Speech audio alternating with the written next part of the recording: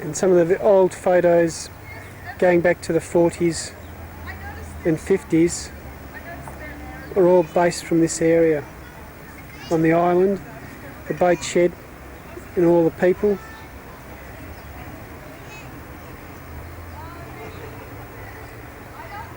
They're panning back again. The slipway.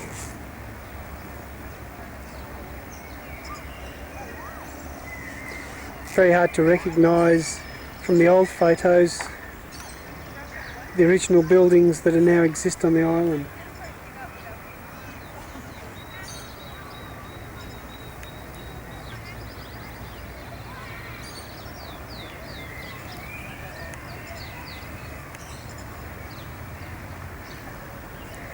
The Allnuts, which were an integral part of the sailing club back in the 50s and 60s when access was a problem.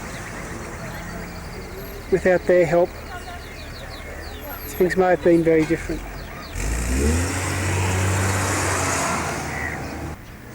Again, Morelia Club sign, MSC sign, across down to the lane. Outside boats suck.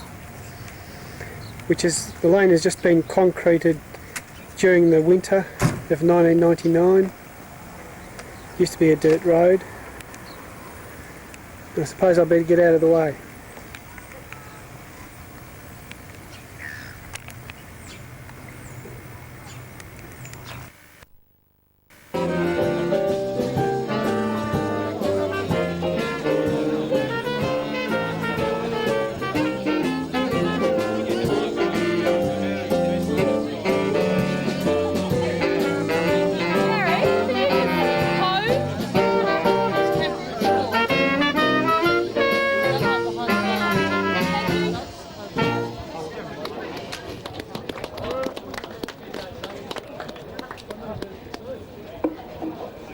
If we just have everybody's attention, please, if the sailors could please gather around at the bottom of the sun deck, thank you. Sure.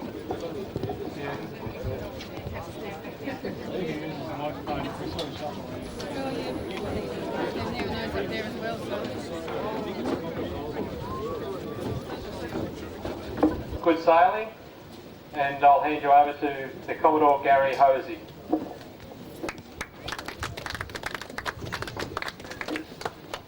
Thank you, Martin, and welcome to everybody here. I do have some special welcomes and introductions that I'd like to go through, so if you can bear with me.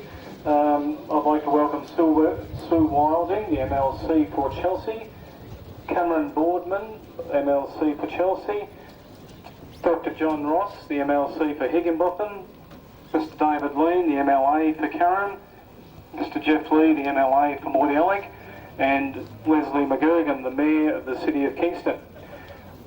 I'd also like to welcome Commodores of neighbouring yacht clubs, Mordialloc Motor Yacht Club, Parkdale, Chelsea and Cowes. Ms. Lainey Guster from United Energy, Mr. Peter Coleman from the entire group, all the past Commodores and life members of Mordialloc Sailing Club and ex officio members, and naturally all the members and visitors who are here today. I'd like to start off by thanking our sponsors. We've had some fantastic support from our sponsors through the year, and particularly through the Winter Series, and mainly United Energy and the City of Kingston and Entire Engineering, who have sponsored our Winter Series for us this year. Without their support, it wouldn't be the success that it has been. So thank you to those sponsors. I'd also like to welcome all the sailors who keep coming back here every week and sailing out of Mordialloc. It has been a great series for us this year, and I need to thank our Rear Commodore Mike O'Connor and the Sailing Committee, who provided fantastic on-water support for our event. Thanks also to the Vice Commodore and the House Committee, and in particular Angela Hanson for their support in the canteen, who've done fantastic effort in providing hot food for us out of the canteen all through the series. We do have an exciting year in Melbourne in the next few months. We've got lots of things happening around the bay. We've got Sail Melbourne is going to be another large event, a follow-on from the 99 Worlds. And at Mordialloc Sailing Club, we're fortunate to be a part of Sail Melbourne this year. We will be hosting the Sail Melbourne 2000 off the beach mono-hull regatta on the 7th and 9th of January. And later on in the new year, we'll also be hosting the Sabre State titles and the Flying 15 titles. So we are in for a busy year at Mordialloc. As usual, we've got sail training starting in October, and Mordialloc is very keen to encourage our juniors, and we're very happy to see today the support of the Sabo Association, who are here holding one of their selection series races this afternoon, and it's great to see so many juniors out there on the water. I'd now like to formally introduce the Mayor of the City of Kingston, Leslie McGurgan, who will open the sailing season for us. The City of Kingston has been a great supporter of Mordialloc, and we thank them for that, and we look forward to their continued support over the years. Thanks, Gary. Commodore Gary Hosey, parliamentary representatives, visiting Commodores, sponsors, and last but not least, committee, hard-working committee, and all the members and sailors. Thank you very much for inviting us to open your season today, the 1999-2000 season. Council values the water-based clubs. We believe that you all play a very vital part in this city, a city of 13 kilometres of beach. As the profile of our bay rises, and it certainly will, it will become even more important. I believe that the profile of general sailing is growing, and this is continually being enhanced by a number of government initiatives to make our bay number one for recreational activities. In this year's budget, Council's allocated $50,000 for a precinct study of Mordialloc, which includes this area. It will include a very extensive public consultation process with residents, commercial and businesses, and most important of all, clubs and recreational users, to ascertain the direction in which we should be making future plans for this area. And whilst you're North Asphodel, you're still Mordialloc. I'm sure all the groups will not agree. However, I expect all those who'd like to see Mordialloc prosper will have a number of points and directions in which they wish us to go. Over the past few years, this area has vastly improved, and without a proper planned approach to the future, there is a real danger of non-coordinated ad hoc development, detrimental to the overall area and you, one of our main users. Of course, as well as community, there'll also be substantial input from all government departments, Park Victoria, Natural Resources, and all the other departments that are involved. When this study is complete, and if I had my way, it would be yesterday, but that's not possible. I like things to happen yesterday. We'll be seeking recognition and funding from state government to start implementing its findings. And I know it's a bit premature to start talking about state government funding, but if I keep talking about it, then by the time we actually apply, hopefully the powers that be and all the politicians will be convinced just how necessary major funding is to go into this area. We agree. Good, I'm glad. I'm unable to preempt any decisions, as we've already been designated one of a number of major activity nodes around the bay. Mordialloc is already somewhat in the spotlight. The draft foreshore strategy is also quite an exciting document. I'm not going into any details as to what it contains. It will take too long once I start. But many of the identified actions are going to take some time to implement. And it's been agreed by everybody that there's a substantial amount of upgrading in all areas needed. And I guess the area that's of most interest to you is your beach, North Aspendale. That shows as a priority action in the study, but again, that's dependent on substantial government funding. So we're working very hard on upgrading this Aspendale Post Beach.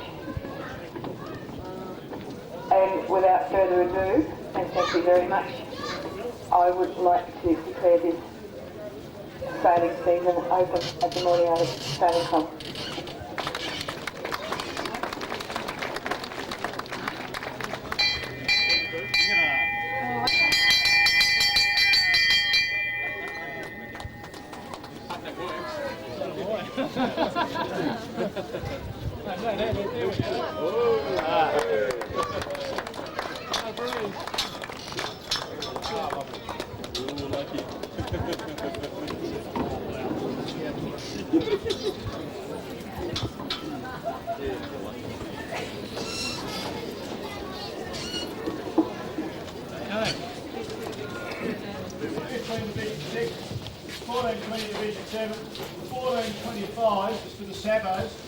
Now the Sabos this morning sailed a triangle, the wind would return triangle. This afternoon we're going to sailing a triangle, it will be a bigger triangle, the wind would return. The Sabos are the only classes to finish on the Briefing water. for the opening day regatta. This morning, the only difference to the finishes, the finish line will turn a boat, and it's yellow and white flags, not the blue and white flags, which won't be there. The yellow and white flag replaces the blue and white flag. Triangle, then a wind return. You don't have that second triangle.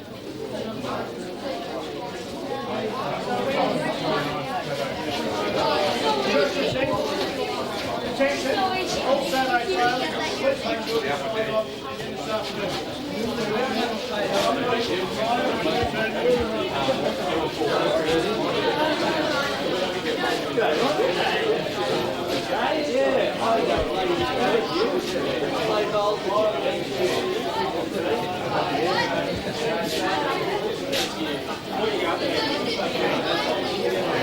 Well, that was a quick briefing. I'm sure they've got all the instructions ready to go.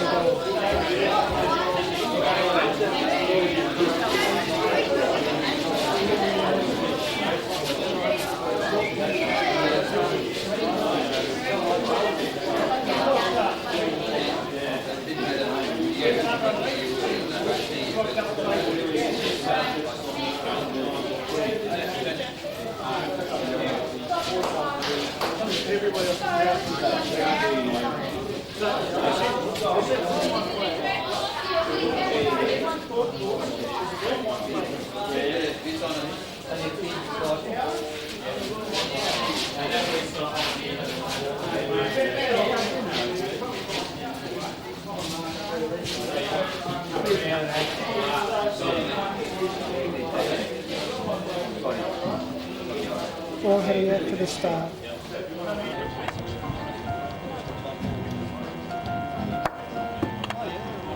Well, we must be doing all right if we can have a band on hand for opening day.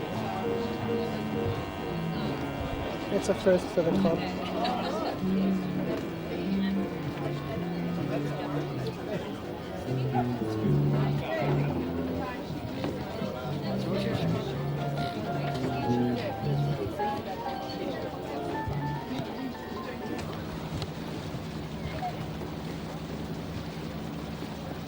The boats start heading out to the start line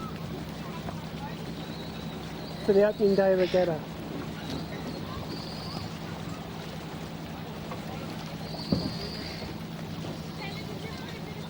Still only a gentle 5-knot breeze.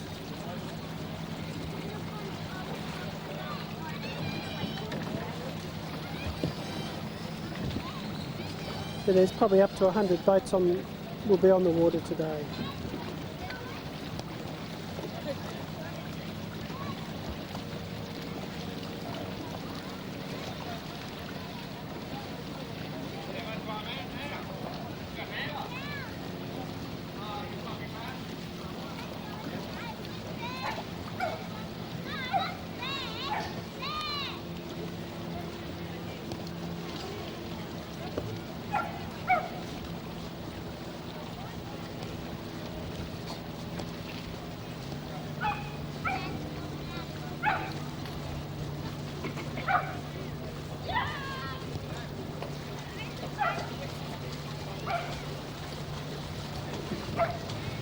The fireball hits the water.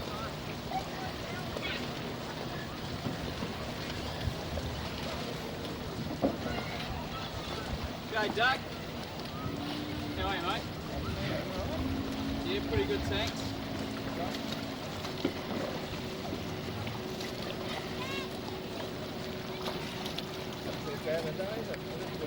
If all wind would be nice. A few comments from the background if you can hear them. Be around at the end of it. After more breeze, like any yachty.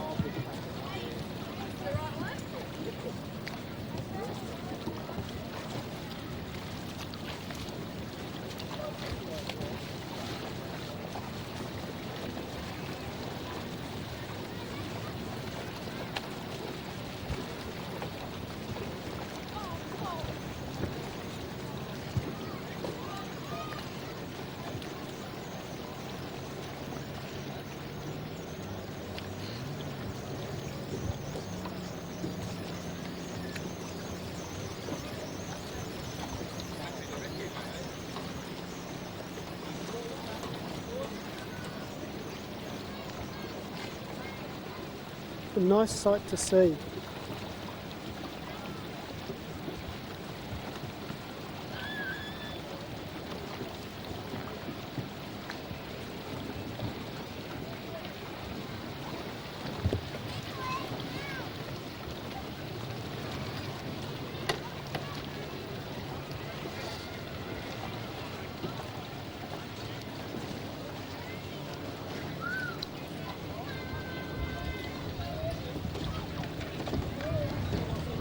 The 14 comes down onto the beach.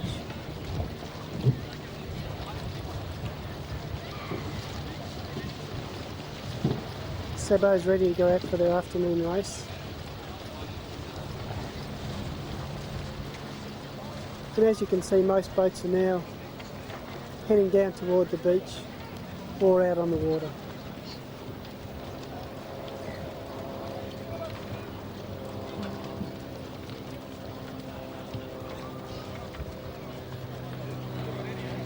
Our invited guests and dignitaries are still enjoying themselves up on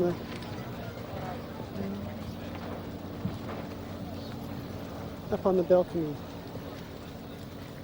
under the entire sign.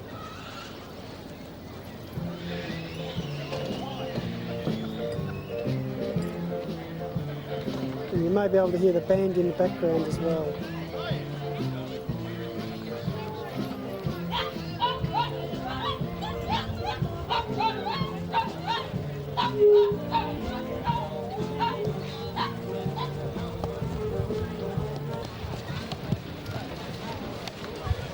A view from another angle of the boats leaving the beach.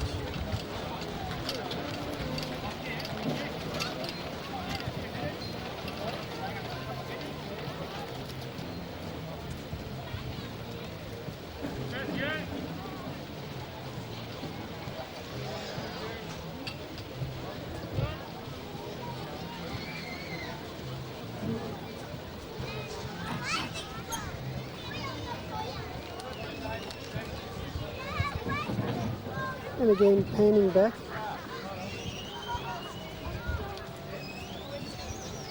Maybe you can pick up somebody new, you know, or you knew back in 1999.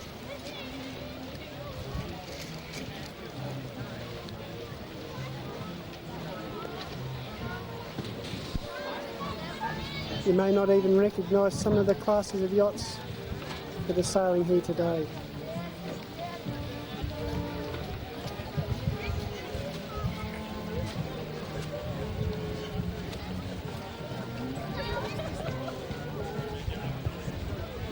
Some of the family members, parents, girlfriends, brothers and sisters watching on the beach.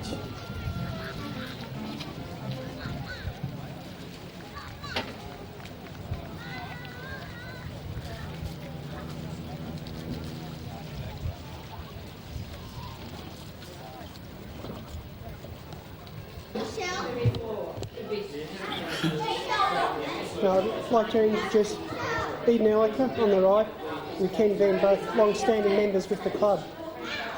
Eden, when did you first join Moody Alec? Would have been around about 56.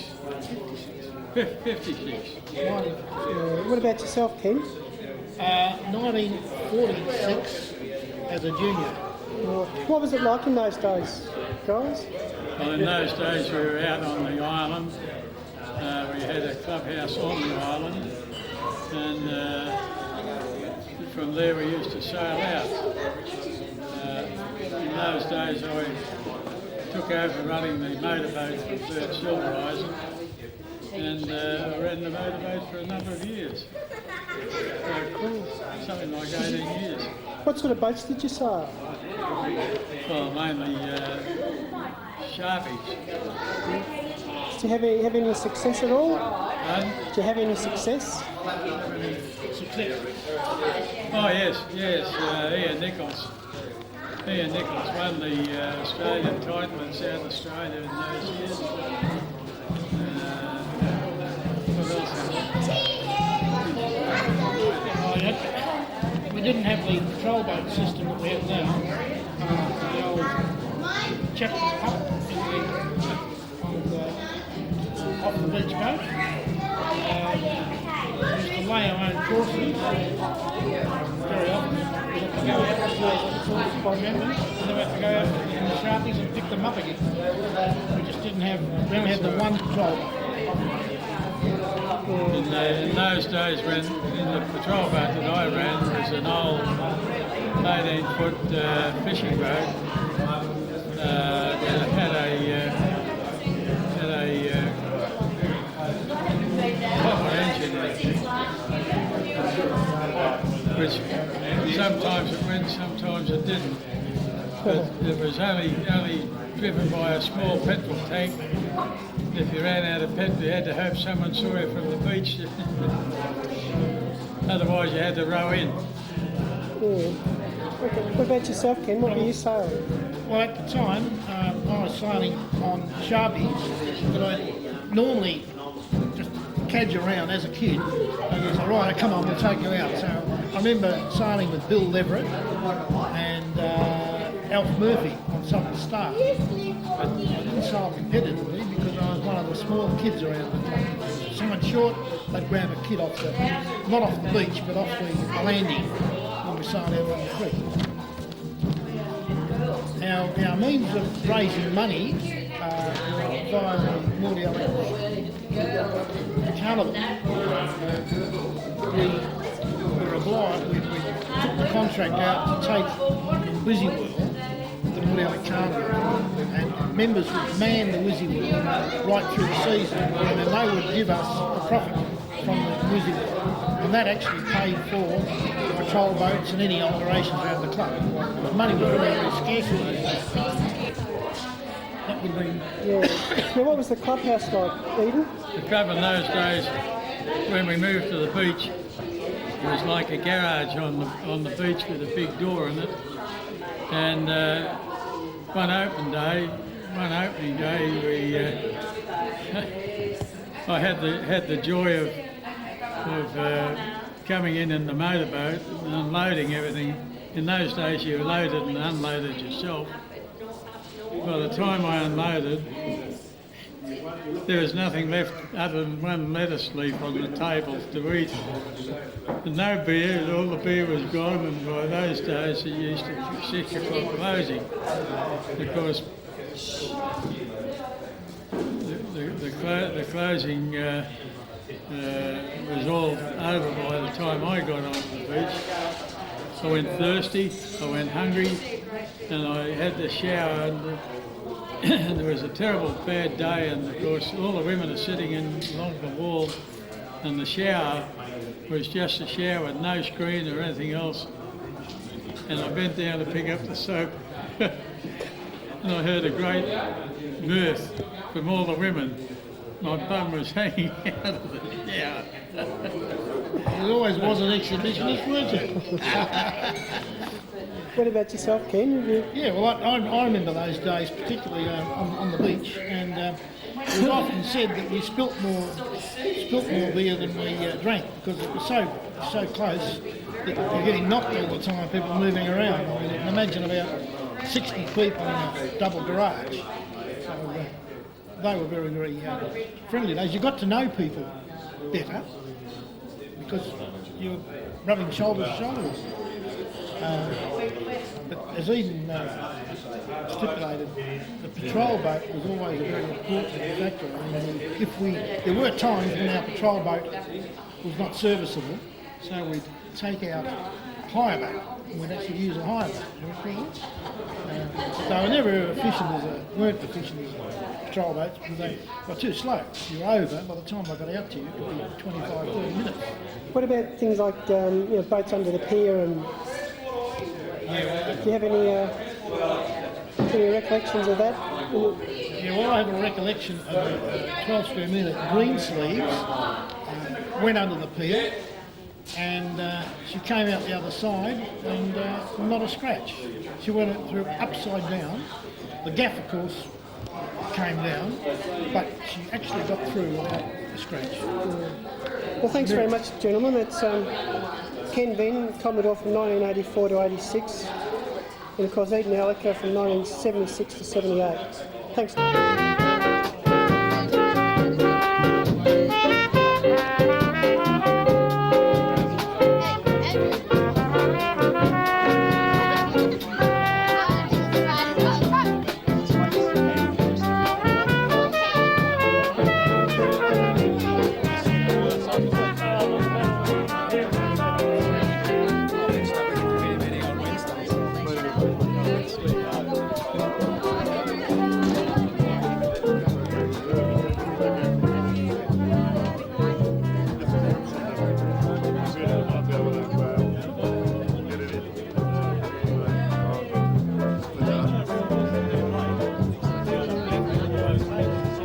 Lined up just before the start of the race.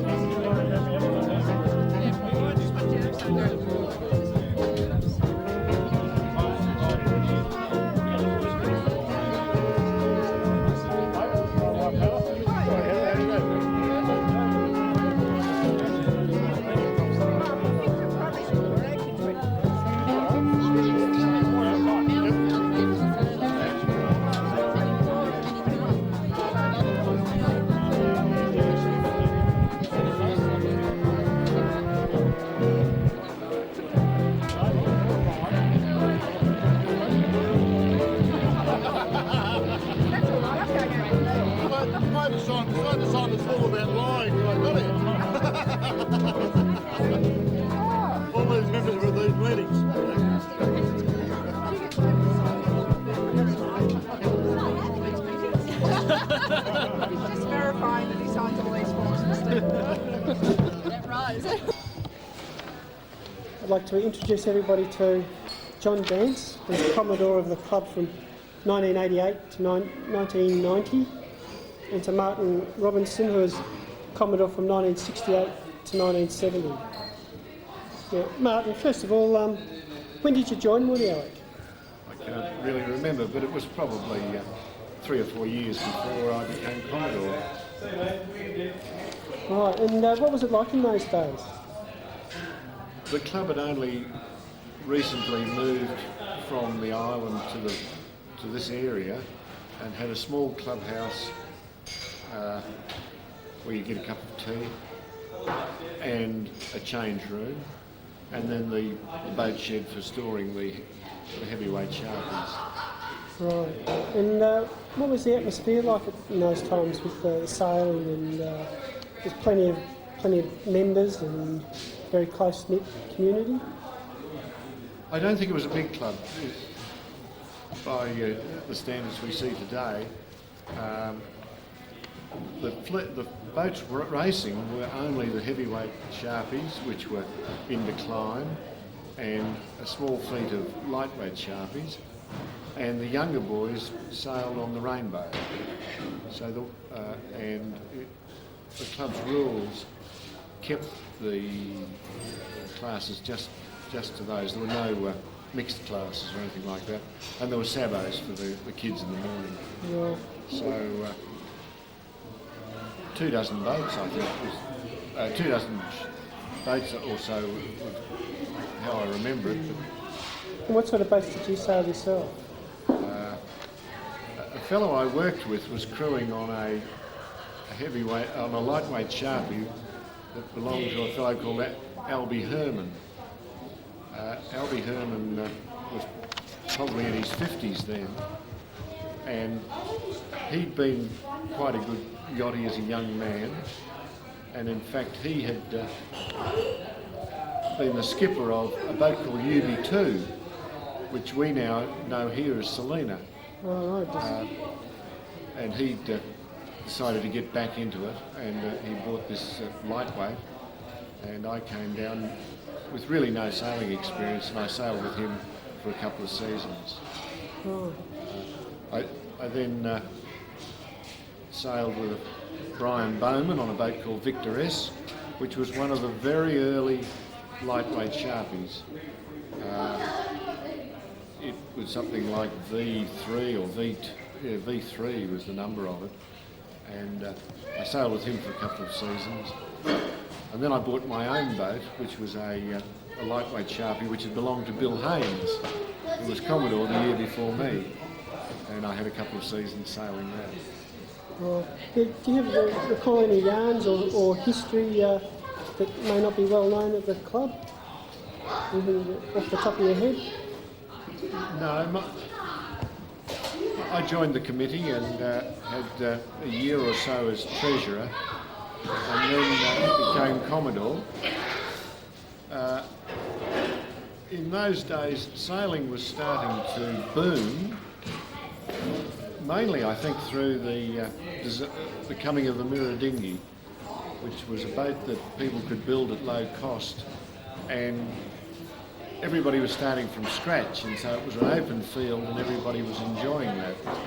So we had people coming in to sail those boats, and then later the Corsairs, and so the club subscriptions were more than covering the costs, and I think our funds were building up in those years such that in the time of Dick Caisley, the Commodore after myself, they had the funds to buy the house on the beach.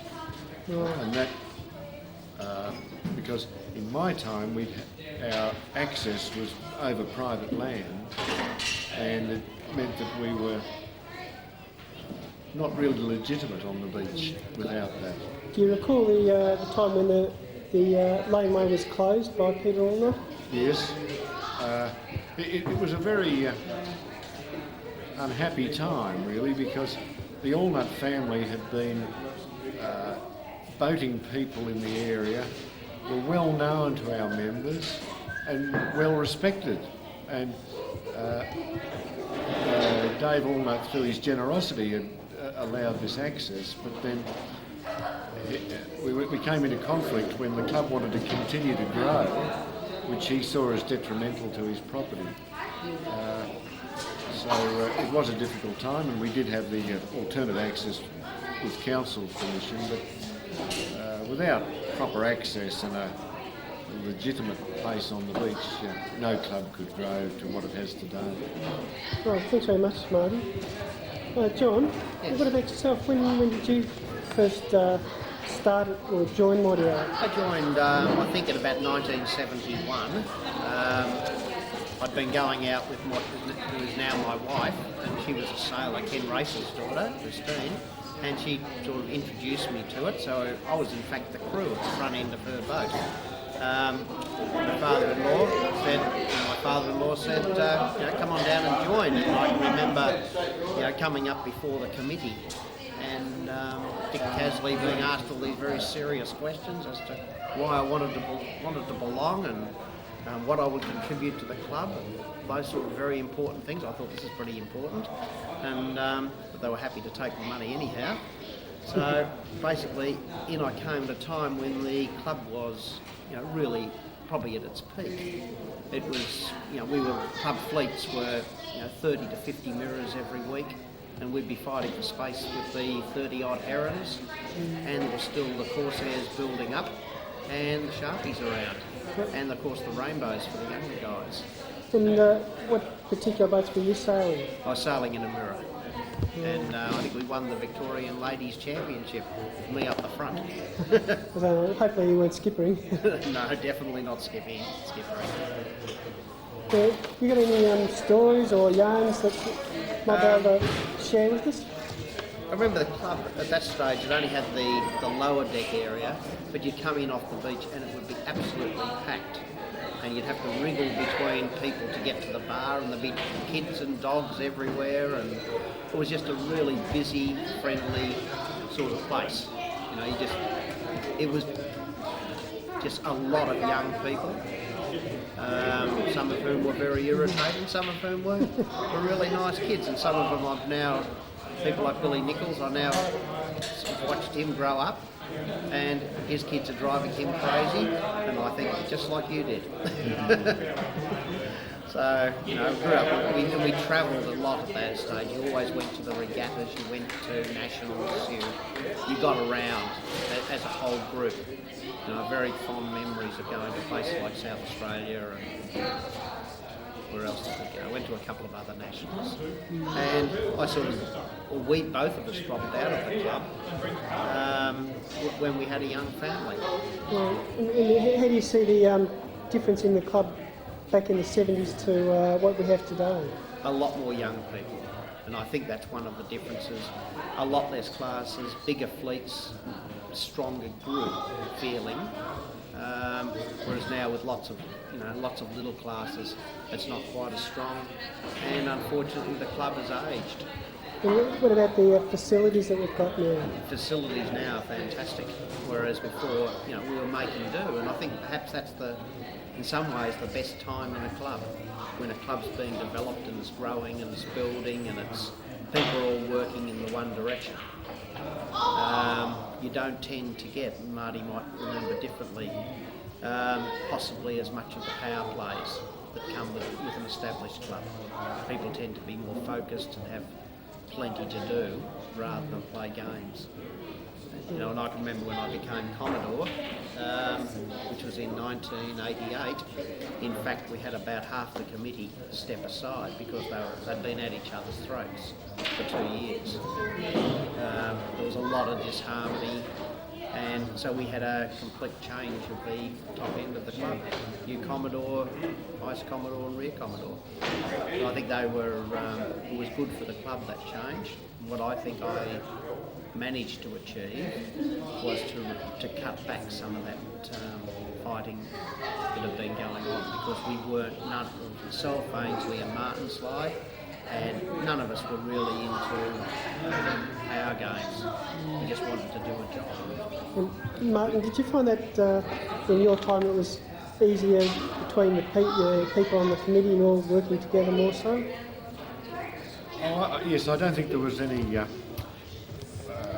personal animosity between people that affected me, but in my time as Commodore, the decision had to be made to stop supporting the heavyweight Sharpie and let in the Corsair, which was the up-and-coming three-man family boat. And there were those that felt that we were a Sharpie club and that anything we did that let in like another three-man boat would be to the detriment of the lightweight Sharpie. And you were talking about the thing that people were there about, sailing, the thing they loved most. And so they were strongly held views, and they contested that debate as strenuously as any race they contested on the water. And in fact the vote, and I was chairman and not a very experienced chairman, eventually went on my casting vote. It was as close as that. And you had committee men speaking for and against it. So it was spirited, but I would have to say that once that decision was taken, it was the realistic thing to happen. Nobody walked out of the club. Nobody refused to. You know, they all got on with the club. So not to say that people weren't prepared to stand up for what they really wanted, that it wasn't taken personally or carried on afterwards.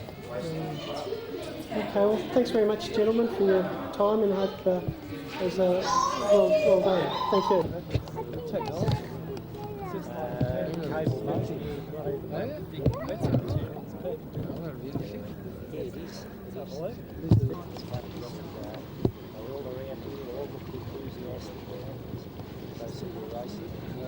From the end of Mordialloc Pier, this is the progress of the race.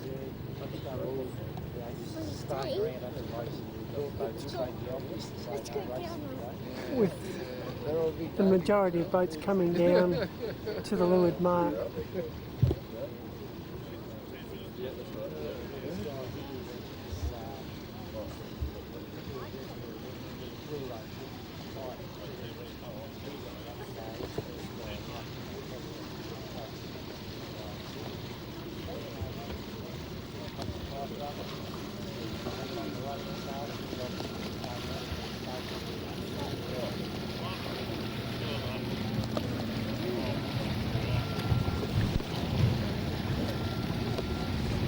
One of the regular fishing boats coming in.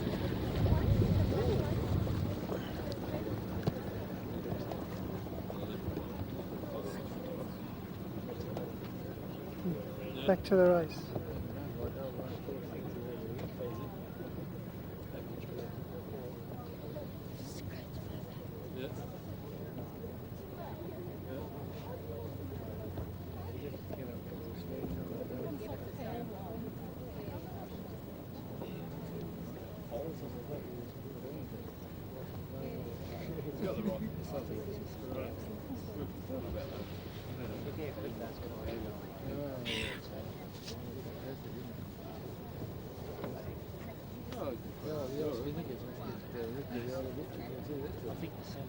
.49, 49er coming in through the Sabres to the Leeward Mark as well.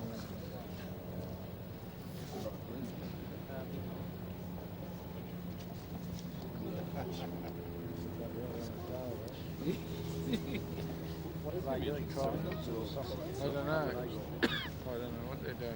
You got to be cheesy. Let's go and believe it. What's up? I haven't been here until now, so I don't know what they're doing. Yeah, most classes in upstairs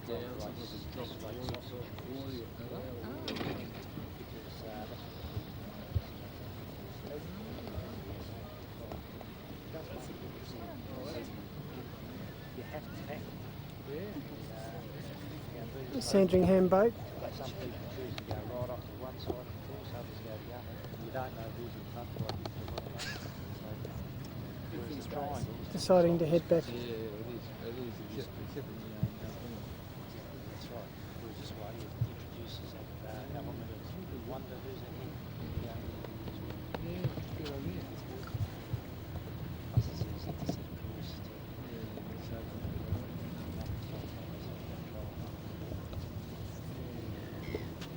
They do too.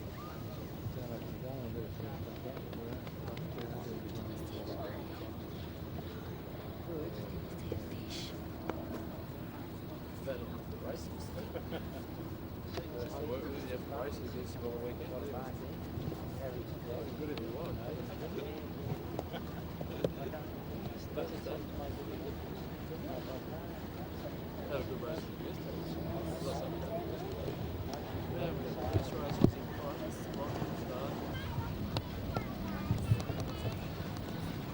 From the pier, Mordialloc Pier, you can see the mouth of the creek, and of course across to the sailing point.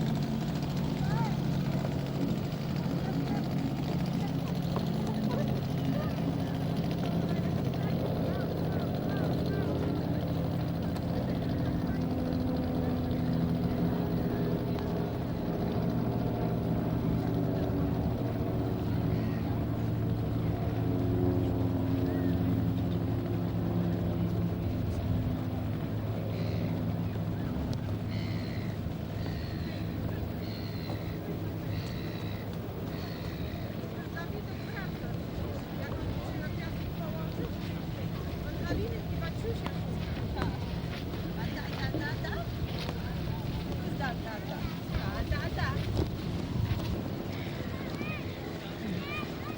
of the creek looking from the Mordelli Pier entrance.